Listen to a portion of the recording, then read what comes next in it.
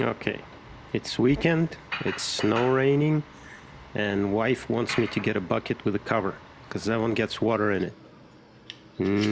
Hell no. Let's measure the angle and make a bucket cover. It comes out to 83.5 degrees. Alright, let's design a little insert. Get it printed. God, I love this printer. This is like a foot. Design the cover. Actually ended up redesigning it a bit. Okay, wash the bucket. That's isopropanol, 100%. Get the thing glued. I like this DAP. It's all weather, interior, exterior, very easy to work with. Love it.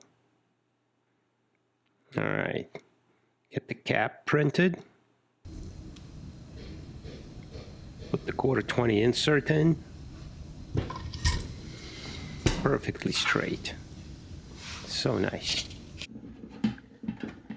And get the cover connected.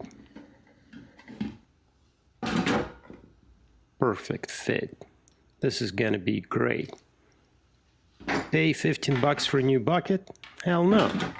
I'll just print the cover for the one I got. So this is what happens when you take an engineer, keep him bored with the crappy weather, and tell him to buy a bucket with a cover. I think this is freaking perfect.